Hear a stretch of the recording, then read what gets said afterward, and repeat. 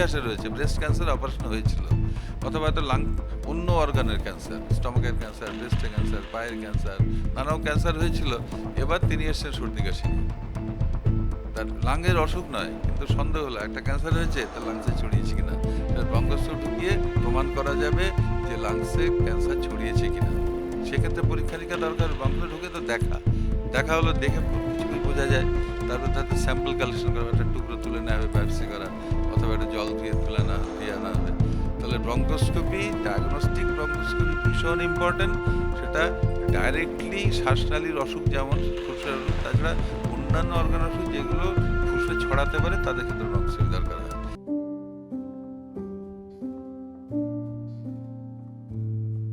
Doctor, এই bronchoscopy এটি ঠিক কি? স্কোপি মানে কি? দেখা। আজকের দিনে এন্ডোস্কোপি হচ্ছে integral part of medical treatment. অনেক রোগের তো ওষুধ পদ্ধতির চিকিৎসা হয়ে যায়। জটিল রোগ নির্ণয় করার জন্য দেখে বুঝতে হয় কী রোগ। সেটা নানা যন্ত্রপাতি দিয়ে পরীক্ষা করা হয়। তোমরা সবাই যেটা জানো, দর্শক বন্ধুরা জানেন যে এন্ডোস্কোপি তো সবাই জানে। অ্যাসিড হচ্ছে, অন্যান্য অসুখ হচ্ছে, খাবারের নল দিয়ে একটা নল ঢুকিয়ে দেওয়া হলো, অথবা যেটা টুল প্যাসে রেকটাম দিয়ে নল ঢোকানো হলো, তাতে ভেতরটা দেখা গেল। সেই দেখা মানে চোখে দেখা না, চোখে দেখা গেল, ভিডিওতে দেখা গেল, তার রেকর্ডিং করা হলো, তারপর যেখানে সন্দেহ মনে হলো সেখান থেকে স্যাম্পল কালেক্ট করা হলো। তো এন্ডোস্কোপি হচ্ছে খুব প্রচলিত পদ্ধতি, বহুদিন ধরে এসছে। তা সেই এন্ডোস্কোপিটা যখন ব্রঙ্কাস মানে শ্বাসনালীর মধ্যে করা, তার হচ্ছে ব্রঙ্কোস্কোপি। স্কোপি মানে দেখা, ব্রঙ্কাস মানে এয়ার টিউব। এয়ার টিউবের ভেতর দিয়ে যখন দেখবো, অর্থাৎ কি দেখবো, এয়ার টিউবের পরে লাংস। তো যখন লাংসের কোনো অসুখ হবে, এগুলো সামান্য ওষুধ বিশুদ্ধ দিয়ে ঠিক হচ্ছে না, জটিল রোগ মনে হচ্ছে, তখন আমরা ব্রঙ্কোস্কোপি করব। তো ব্রঙ্কোস্কোপি করলে কি কি রোগ, তাহলে জটিল রোগ যেগুলো ফুসফুসের হয় সেইগুলো নির্ণয় করার জন্য করা হবে। তার ব্রঙ্কোস্কোপি দুটো পার্ট আছে, এটি ডায়াগনস্টিক অর্থাৎ রোগ নির্ণয় করার জন্য, আর কিছু ক্ষেত্রে থেরাপিউটিক মানে রোগ সারানোও যায়। আচ্ছা, প্রথমে আমরা ডায়াগনোসিসটা আসি যে কি ডায়াগনোসিস করা যায়। ধরে নেওয়া যায়, ধরো একজনের সর্দি কাশি জ্বর বুকে ব্যথা ওয়েট লস এসব হচ্ছে, সমস্ত ওষুধপত্র যা যা দেওয়া সম্ভব তার চেস্ট এক্সরে করা হয়েছে, তারপর রক্ত পরীক্ষা করা হয়েছে, সুগারের ট্রিটমেন্ট যা যা কনভেনশনাল ওষুধ সব দেওয়া হয়েছে, কিন্তু সারছে না। আমি আরও বেশি ভালো করে ইনফরমেশন চাই ডাক্তার হিসেবে। আমি তাহলে কী করবো, ভেতরে দেখবো। একটা যে কানে শোনা, এতদিন দেখেছিলাম শুনেছিলাম যে এই অসুখ হচ্ছে, এবার চোখে দেখবো। দেখলে you can trust your eyes more than you can trust your ears. তাহলে আমরা যে পরীক্ষা নিয়ে যা করেছি, এবার চোখে দেখতে চাই। একটা যন্ত্র ঢুকিয়ে দিলাম, ঢুকতে গেলে ব্রঙ্কস মানে শ্বাসনালী, নাক দিয়ে ঢুকতে হবে অথবা মুখ দিয়ে ঢোকা যায়, ঢুকে শ্বাসনালী ঢুকে পড়লাম। সেই যন্ত্রটা ফ্লেক্সিবল, নরম, ভিডিও লাগানো। তাহলে এখানে যন্ত্র ঢুকছে, আমরা টিভি স্ক্রিনে দেখতে পাচ্ছি। তা প্রথমে গেলে কি দেখবো, এখানে এই টিউবটা, এটা ট্রেকিয়া, রিংয়ের মতো আস্তে আস্তে নেমে গেছে, একটা জায়গায় দুভাগ হয়ে গেছে ব্রঙ্কাস, সেটা দেখলাম। তা ডান দিকে ঢুকে সে তিনটে ভাগ হয়েছে, ভাগগুলো দেখলাম। প্রত্যেকটা ভাগ আবার দুটো তিনটে ভাগ হয়ে সেগুলো দেখলাম। এই পুরো টিউবের মধ্যে দিয়ে আমরা যাচ্ছি এবং সেটা আমরা চোখে দেখছি, তার ছবি তুলে রাখছি। নর্মাল দেখতে কেমন আমরা জানি।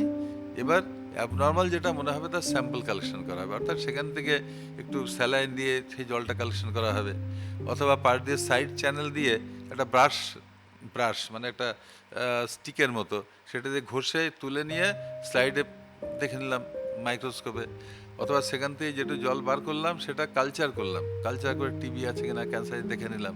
তাহলে ব্রঙ্কোস্কোপি করে এই যন্ত্রটা ঢুকিয়ে আমরা স্যাম্পল কালেকশন করে কি রোগ কোথায় রোগ বুঝতে পারা গেল। ধরো রাইট অ্যান্ড লেফট দুটো লাংস আছে, তো রাইট সাইডে স্যাম্পল কালেকশন নর্মাল, লেফট থেকে দেখলাম যে হ্যাঁ কিছু কিছু ক্ষত দেখা যাচ্ছে, ঘা দেখা যাচ্ছে, স্যাম্পলে কিছু টিবি পেলাম, জান পেলাম।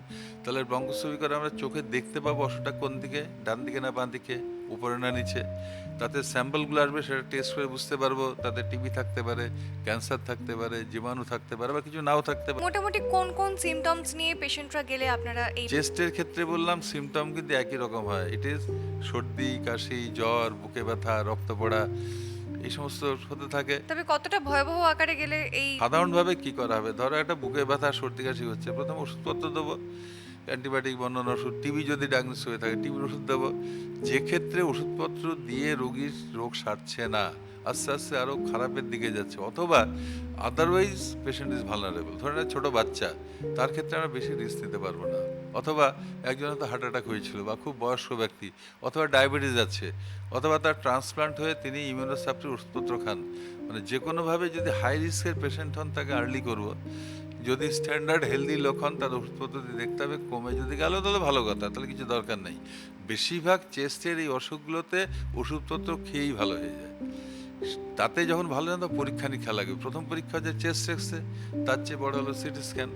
তাতেও যখন না হচ্ছে, অথবা না ধরো আমি টিবি সন্দেহ করলাম, টিবির জানাটা আমি চোখে দেখতে চাই, টিবির লক্ষণ দেখে কিছু ইনডিরেক্ট এভিডেন্সে ওষুধপত্র শুরু করতে পারি, তো কনফার্ম করে চোখে দেখতে চাই, তাহলে আমরা যন্ত্রটা ঢুকিয়ে দিয়ে চোখে দেখতে পাবো, সেখানকার ইমেজ, ভিডিও ইমেজ দেখতে পাবো, সেখান থেকে স্যাম্পল কালেকশন করে নিয়ে পরীক্ষা নিরীক্ষা করতে পারবো ল্যাবরেটরিতে। তাহলে যে কোনো অসুখই হতে পারে, depending on seriousness of illness. সহজ অসুখ হলে ওষুধপত্র সেরে যাবে, জটিল অসুখ হলে সেই অবস্থা করতে। আরেকটা জিনিস বলে রাখি, ভীষণ ইম্পর্টেন্ট, তো ছোটো বাচ্চা তো সবার বাড়িতে 2 বছর 3 বছর 5 বছর, তারা কী করে, যা পারে মুখে দেয়। মুখে দিলে সেটা তো খাদ্য নলেই না আমার কথা, কোনো কোনো ক্ষেত্রে শ্বাস নিতে ঢুকে যেতে পারে। শ্বাস নিতে ঢুকলে শ্বাস বন্ধ হয়ে ইনস্ট্যান্টলি ডেথ হয়ে মরে যেতে পারে। এটা কিন্তু আমাদের কাছে নিয়ে হঠাৎ একটা বাচ্চা খেলছিল, ভালোই ছিল, হঠাৎ শ্বাসকষ্ট, কাশি শুরু হলো। এবার নিয়ে এলো, সন্দেহ করলাম, এক্সরে দেখলাম হ্যাঁ সন্দেহজনক, এটা ব্রঙ্কোস্কোপ ঢোকালাম যন্ত্র, চোখের সামনে দেখতে পেলাম এটা বাসি বসে আছে, অথবা পিনাট বসে আছে, অথবা একটা সবজির খোসা বসে আছে। আর আমি ইমিডিয়েটলি ওর ভেতর দিয়ে একটা যন্ত্র ঢুকিয়ে দিলাম, দেখে তুলে বার করে নিলাম, বাচ্চা ভালো হয়ে গেল। তা থেরাপিউটিক ব্রঙ্কোস্কোপি আর রোগ সারানো, বিশেষ করে ছোটো বাচ্চাদের ক্ষেত্রে যদি কিছু ঢুকে যায় শ্বাসনালীতে, ইনস্ট্যান্ট সেটা দিয়ে ইনস্ট্যান্টলি না, সারিয়েও দেওয়া যায়। তাহলে ইনস্ট্যান্ট কাজ যখন, তাহলে নিশ্চয়ই ইনস্ট্যান্টলি করার মতো দক্ষ লোক চাই। ব্রঙ্কোস্কোপি করার জন্য unit people who can do it. কারা করতে পারবে? যারা আমার সম্প্রদায় কার্ডিওথোরাসিক সার্জন, চেস্ট অপারেশন করি, আমাদের এটা জল ভাত গলি টলি সব চেনা, আমরা করতে পারি। একসময় আমরা কার্ডিওথোরাসিক সার্জনরাই করতাম, পরবর্তীকালে একটা গ্রুপ অফ ফিজিশিয়ান এসছে, তাদের পালমোনোলজিস্ট বা চেস্ট স্পেশালিস্ট, তারা ব্রঙ্কোস্কোপিতে দক্ষ। আজকের দিনে ব্রঙ্কোস্কোপি করার দক্ষতা আছে কার্ডিওথোরাসিক সার্জনের, পালমোনোলজি বা চেস্ট ফিজিশিয়ান আর ইএনটি সার্জন যারা গলা চিকিৎসা, তারা পারবেন। এই তিনটে সম্প্রদায়ের ডাক্তারবাবুরা করে থাকেন। এর সঙ্গে বলি অনেক অ্যাডভান্সমেন্ট হয়েছে, তো এখন বলে ভিডিও ব্রঙ্কোস্কোপি, নেভিগেশনাল ব্রঙ্কোস্কোপি, সেটা ব্রঙ্কোস্কোপ ঢুকিয়ে বাকি সমস্ত কাজ শুধু সফটওয়্যারে করে দেয়। কোনো রিস্ক থাকে এতে? রিস্ক তো সামান্য রিস্ক তো নিশ্চয়ই থাকবে। সাধারণভাবে এই ব্রঙ্কোস্কোপি টেস্টটা লোকাল অ্যানেস্থেসিয়াতে করা হয়। শ্বাসনালীতে ধরো একটা জল বা কিছু গেলেই সাংঘাতিক কাশি হতো, সাংঘাতিক বিষম খাওয়ার মতো কাশি হতে থাকে, তা সেটা কমাতে হবে। তা লোকাল অ্যানেস্থেসিয়া যাতে অবশ হয়ে যায়, সেই ওষুধটা স্প্রে করে দিতে হবে, তাতে ফেয়ারলি টলারেবল। খুব একটা ধরো রিস্ক নেই বললে ভুল বলা হবে, রিস্ক থাকে কিন্তু খুব খুব কম। পাশাপাশি আরেকটি গুরুত্বপূর্ণ বিষয়, এত সুবিধে হয় এই ব্রঙ্কোস্কোপিতে, সেক্ষেত্রে খরচও কি খুব হাই নাকি মোটামুটি reasonable? খরচ ডিপেন্ড করে। ধরো সিম্পল ডায়াগনস্টিক ব্রঙ্কোস্কোপি, রোগ নির্ণয়, সেটা খরচ কম, সেটা আউটডোর বেসিসে করা হয়। রুগী যেমন এন্ডোস্কোপিতে ডায়াগনোস সেন্টারে গেল, ব্রঙ্কোস্কোপি করা হলো, 1 ঘন্টাতে ছেড়ে দেওয়া হলো, তার খরচ কম হবে। জটিল অসুখ যদি হয়, ভর্তি হতে হবে, সেখানে খরচ বাড়বে। তার ব্রঙ্কোস্কোপি করে একটা ফরেন বডি বা একটা কিছু দেখতে হলে বার করে রোগ সেরে গেল। তাহলে এটা বাচ্চাদের ক্ষেত্রেও করা যায় বা একটা এজের পর বড়দের ক্ষেত্রে? বুড়ো, বয়স্ক, ইয়াংম্যান, যে অসুখ হবে তার উপর নির্ভর করে করতে হবে। যখনই অসুখ হবে তখনই ব্রঙ্কোস্কোপি দরকার হতে পারে, যদি সাধারণ আদারওয়াইজ অ্যাভেলেবল চিকিৎসায় ভালো না হয়। ধর টিবি যদি হয় তার প্রমাণ করতে হবে, ক্যান্সার যদি হয় প্রমাণ করতে হবে, সেক্ষেত্রে ব্রঙ্কোস্কোপি মাস্ট। একটা ছোটো বাচ্চার ফরেনে ঢুকেছে, সেটাকে বার করতে হবে, বুঝতে হবে, বার করতে হবে, সেক্ষেত্রে ব্রঙ্কোস্কোপি মাস্ট। তো ছোটো বাচ্চার বা ভালনারেবল পেশেন্ট হলে অজ্ঞান করে করা হয়, আউটডোর ভিজিটাতে করা হয়, তার লোকাল অ্যানেস্থেসিয়াতেই করা হয়। ব্রঙ্কোস্কোপিতে কি কি মোটামুটি রোগ নির্ণয় করা যেতে পারে? ব্রঙ্কাস মানে শ্বাসনালী, শ্বাসনালী এবং লাংসের ভেতরে সমস্ত রকম রোগ নির্ণয় করা হয়। ওকে। তার মানে টিবির নানা ভ্যারিয়েন্ট, তারপর ক্যান্সার তার নানা রকম প্রকার আছে। কিছু ফর্মে ঢুকলো, তার নিউমোনিয়া হয়েছে, সারছে না, বয়স্ক মানুষ, তাহলে টিবি বা ক্যান্সার কোনো প্রমাণ হয়তো নেই, সারছে না, ব্রঙ্কোস্কোপি দেখালে ভেতরে ছোট্ট টিউমার আছে, বোঝা যায় lung cancer, early lung cancer. অথবা ধরো এইসব কিছুই নেই, কারোর ব্রেস্ট ক্যান্সার অপারেশন হয়েছিল, ব্রঙ্কোস্কোপি? না কোনো একটা ইতিহাসে রয়েছে ব্রেস্ট ক্যান্সার অপারেশন হয়েছিল, অথবা একটা অন্য অর্গানের ক্যান্সার, স্টমাকের ক্যান্সার, ব্রেস্টের ক্যান্সার, পায়ের ক্যান্সার, নানাও ক্যান্সার হয়েছিল। এবার তিনি এসছেন সর্দি কাশি নিয়ে, তার লাংয়ের অসুখ নয়, কিন্তু সন্দেহ হলো একটা ক্যান্সার হয়েছে, তার লাংসে ছড়িয়েছে কিনা, সেটা ব্রঙ্কোস্কোপি ঢুকিয়ে প্রমাণ করা যাবে যে লাংসে ক্যান্সার ছড়িয়েছে কিনা। সেক্ষেত্রে পরীক্ষা নিরীক্ষা দরকার। ব্রঙ্কোস্কোপি ঢুকে তো দেখা হলো, দেখে কিছু কিছু বোঝা যায়, তারপর তাতে স্যাম্পল কালেকশন করা, একটা টুকরো তুলে নেওয়া হবে, বায়োপসি করা, অথবা একটা জল ধুয়ে আনা হবে, তাহলে ব্রঙ্কোস্কোপি, ডায়াগনস্টিক ব্রঙ্কোস্কোপি ভীষণ ইম্পর্ট্যান্ট। সেটা ডাইরেক্টলি শ্বাসনালীর অসুখ যেমন ফুসফুসের অসুখ, তাছাড়া অন্যান্য অর্গান অসুখ যেগুলো ফুসফুসে ছড়াতে পারে তাদের ক্ষেত্রে ব্রঙ্কোস্কোপি দরকার হয়। আর বাচ্চাদের ক্ষেত্রে বারে বারে বললাম যদি কিছু ঢুকে থাকে ব্রঙ্কোস্কোপি বার করতে হবে। এটা bronchoscopy may be as simple as doing as OPD procedure. ক্লিনিকে এলো আমরা করলাম, ছেড়ে দিলাম একটু অবশ্য করে। অথবা একটা ছোটো বাচ্চাই ফরেনটি বার করে অজ্ঞান করে করতে হবে, একটা ক্যান্সার পেশেন্টে করলে অজ্ঞান করে করতে হবে। তাহলে bronchoscopy itself প্রসিজিওরটা simple, simple.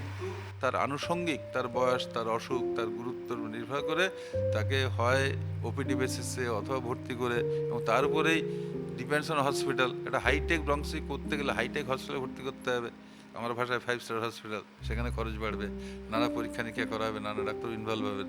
Simply diagnostic bronchoscopy যদি ল্যাবরেটরিতে করা হয় ডায়াগনোসিস, সেটা রোগের উপর বোঝা যাবে কতটা গুরুতর বা কতটা সাধারণ। তাই 100% তাই।